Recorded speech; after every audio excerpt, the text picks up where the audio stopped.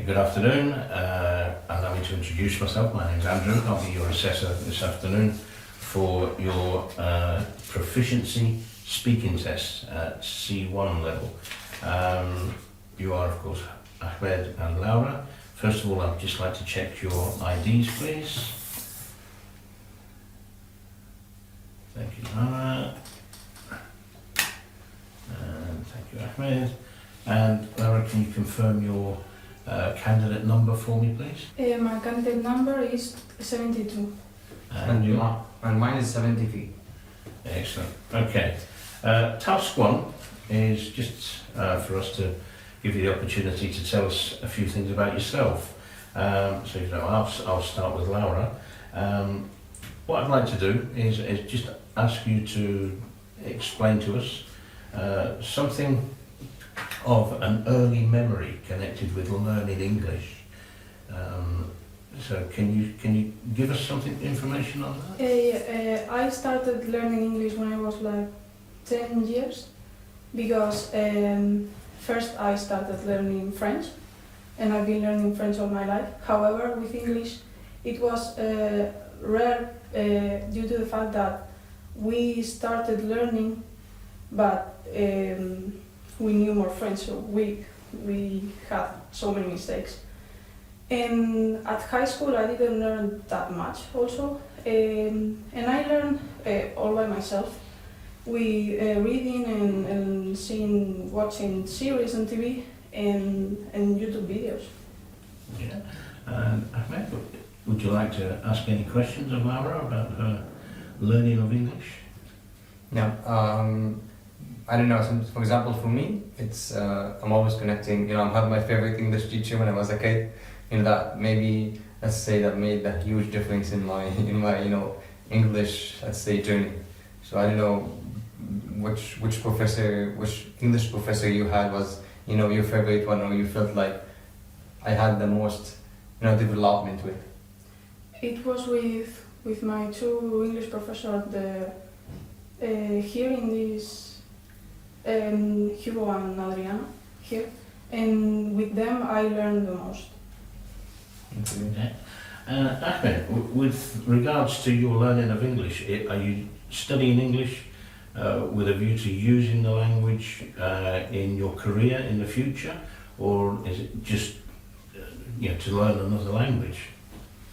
Well, I think it depends on my stage of life. So at the beginning, when I started, when I was a kid, I started to learning English was more to understand more like movies, understand more songs, just more like a hobby than like as a new language.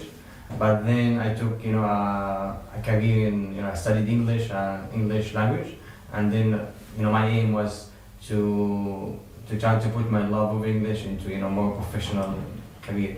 Right. You mentioned movies in particular. Laura, do you watch any movies in English? All of the movies I watch are in English, well, the original version.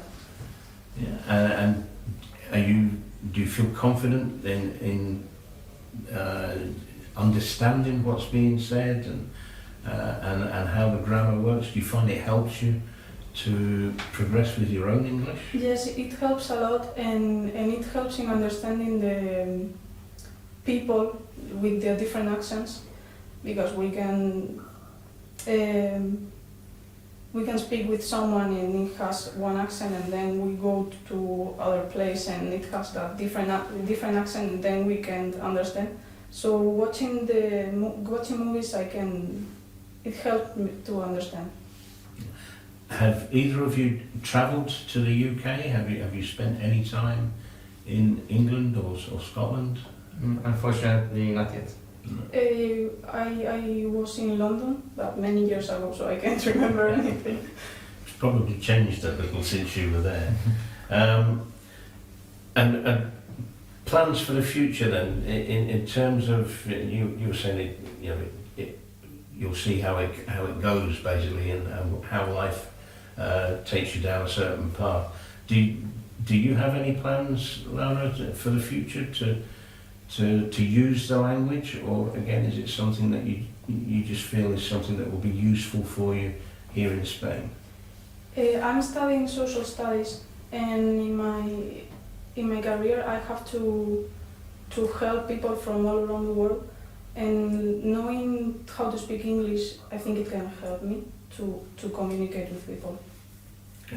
And similar for yourself, Ahmed, yeah? Yeah, I think I'm doing a master in business, and I think, having a good level of English, I'm trying to go, do some international sales agents, and I think the most, language to be, to communicate and get different prospects would be English.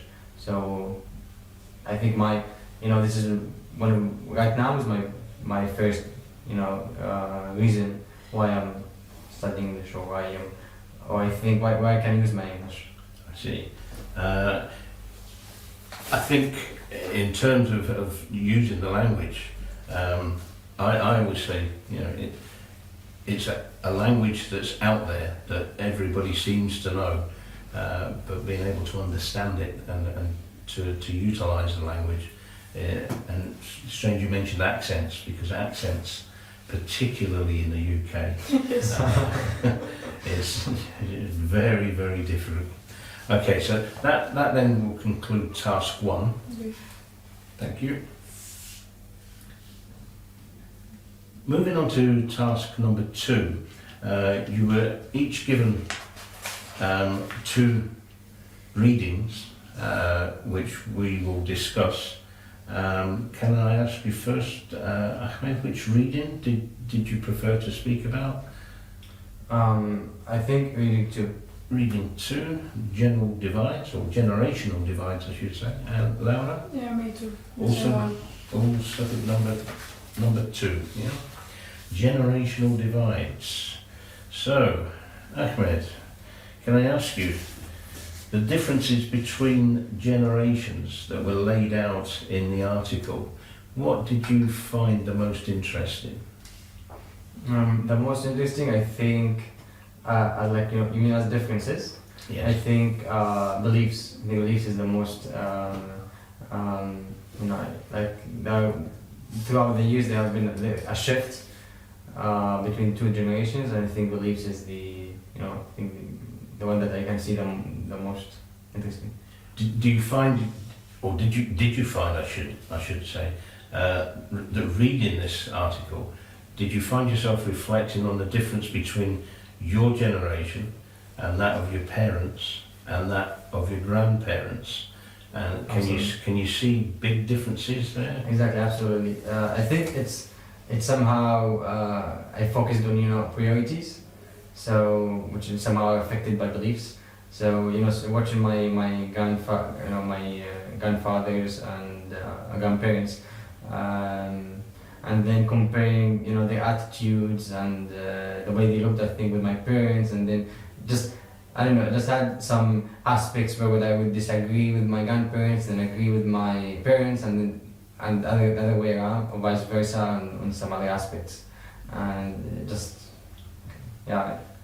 sometimes I couldn't say this in just 100 years, for example, somehow there was such difference between So much change in the last, even the last 20 years, Yes. never mind 100. Laura, you must have heard many things from your grandparents and your parents with regards to the divides that are within the generations. What are your thoughts on that? For example, my grandparents were born before the civil war here in Spain, and with the civil war and the fascist regime, they have some beliefs, and now we have different, and it's rare because you're talking to them and they say you something and you're like, why do you say that? And it's rare. That you'll find then that your grandparents have still got very strong beliefs that have generated from that time during the Civil War. Yes. And do your parents sort of interject with them and say, no, things are different now? Or do you try to explain to them how things are different? I try to explain, however, sometimes it's impossible. With old people, they have so strong beliefs and they don't want to change them. And now in this generation, we are more open-minded, maybe, and it's a huge difference talking with them and with people my generation. And in terms of the future, moving on to future generations, do you think that future generations have an obligation to look after the older generations, or should that be something that the families themselves should be responsible for? What do you think? I believe it depends on the person and what they need, instead of having an obligation. I think it's important for children or for the younger generation to take care of the older one, because in some way the older ones took care of the younger when they were like they were children, and I don't know. I just feel bad of when somebody take care of me and put an effort of making sure I have I'm good in education aspect and food aspect or different aspects in life. I just I don't know. I think it's really disrespectful to when they get old, when they need me. I just leave them with no help. Even though they refuse me to help them, I will be just there, to make sure they are good, to make sure they are well accompanied and they have all their necessities fulfilled. Do you think that the older generation understand your attitudes and your outlook on life? I mean, everything basically now is in a phone. Do you find that there are objections with your parents or your grandparents to how technology has advanced and helped you as a generation, or do they feel sort of nonplussed with it? They're not interested. What do you think? With my grandparents, they abhor technology. They don't understand it. However, with my parents, it's easier because they were introduced to technology, and they understand it, and they know that is something that it's everywhere. Yeah, Ahmed? The same thing. And with my parents, they use technology. At the beginning, they were really against me using a phone, staying as much as possible from technology. But right now, I think I'm more, attached to technology than I do. With regards to objections, I think always each time we sit all together in the family, my grandparents, they say that before the family were having more connections, they were closer to each other. But right now, you're sitting with your family, and each one of them are in their phone, and also I think, for example, with my parents, they always mention that there's a lot of information coming from technology, and it's just very stressful. So yeah, there's a lot of objections from part of my grandparents. And have you tried to introduce your grandparents to technology? A lot of times, and I send my grandmother some TikToks, but she doesn't know how to watch them. And I would imagine that in the home of your grandparents, they'll have a television. I mean, even the televisions now are full of technology. Are your grandparents happy with using a remote control, or is it just a no? Just TV. They don't know how to watch Netflix or that kind of things. Okay, right. That's great. Thank you very much indeed. That concludes task 2.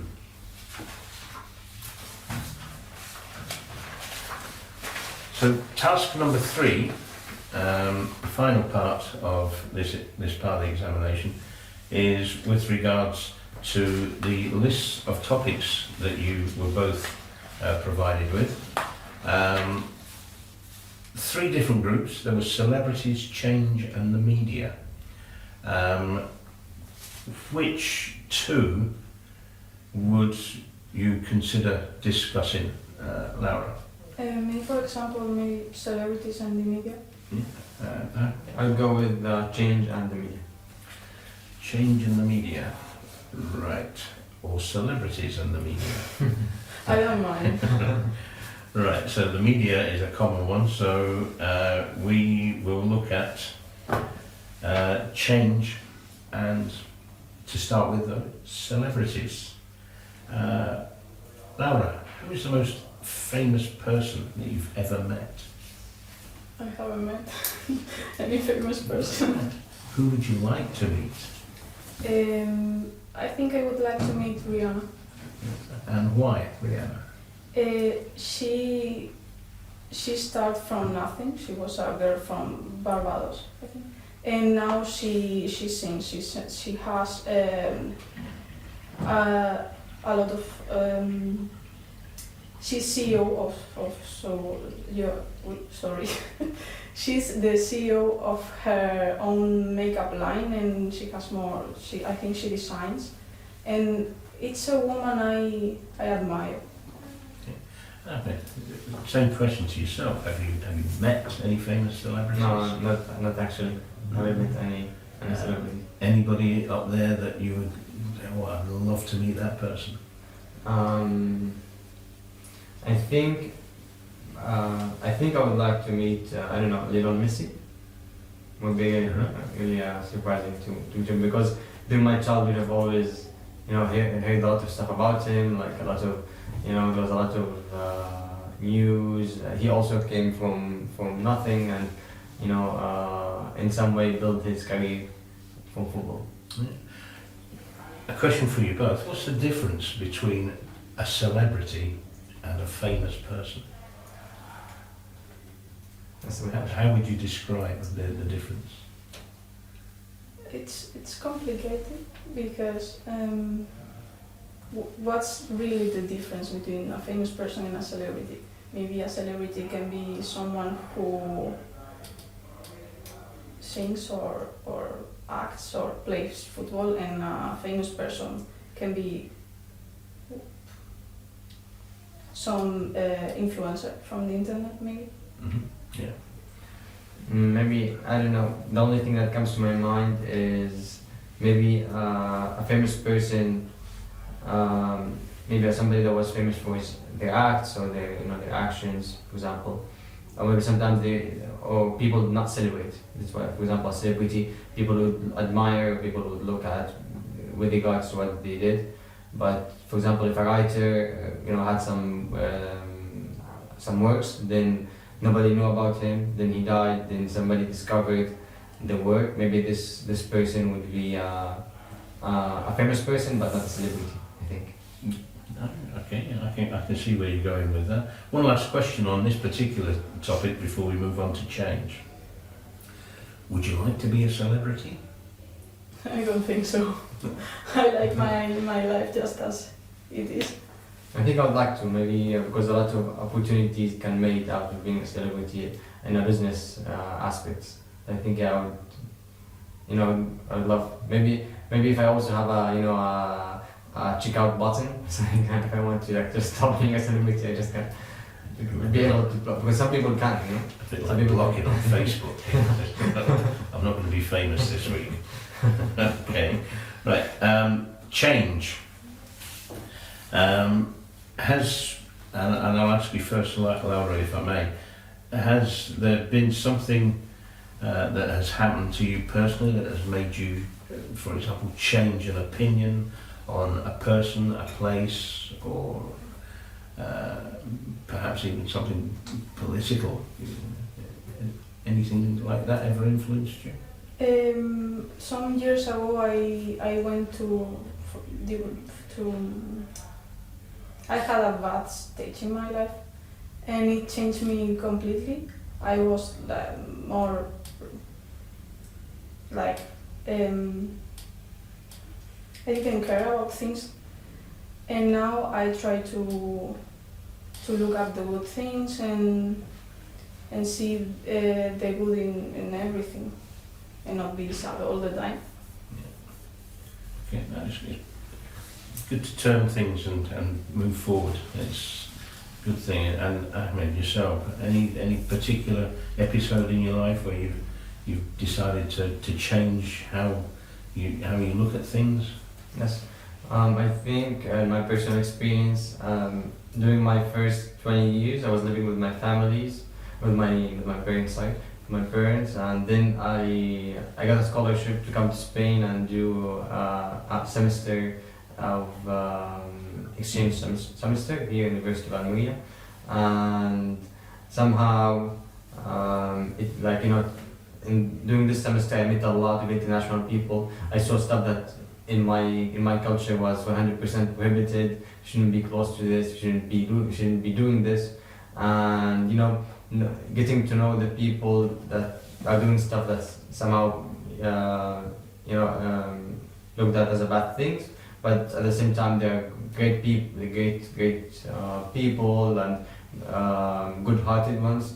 I learned not to judge people from the first sight, and somehow, you know, get out of your comfort zone. Even though it's different, like you'll meet people that are 100% different from you or doing stuff that you wouldn't like to be around. But at the end of the day, it's not.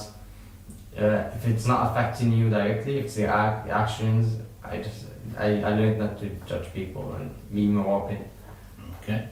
And a question for you both, I mean, do you like change, or do you just like things to stay the way they are? What are your feelings on that? I think I love change. I was a good, like, even though it has some negative effects sometimes and sometimes other positive things, but it makes you have like a line, and you can say, for example, before I was like this, and then or these are the bad things I was doing, and now like I'm doing good things, or, you know, just to have a base to judge. Just, I think I'm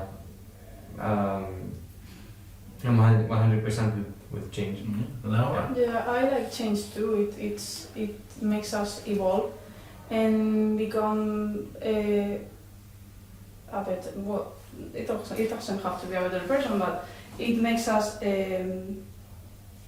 grow as a person, and yeah.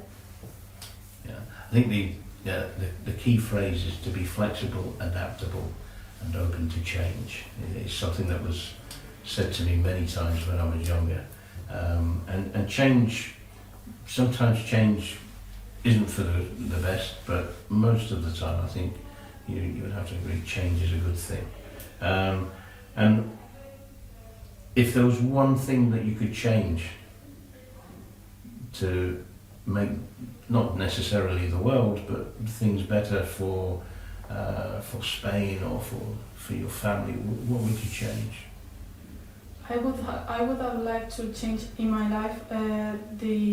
I started studying tourism instead of what I'm studying, and I lost, to say some way, 2 years of my life, and I would like to change that and start studying what I'm studying now. Any change that you would make for yourself?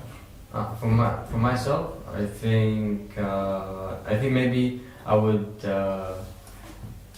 change my country, or try to travel somewhere else, just even, like, you know, another place where I cannot speak the language, and getting the same experience I got 3 years ago again, and see where things go. Okay, that's great. Okay, thank you very much indeed for your time, and that concludes this exam for you. Thank you. Thank you.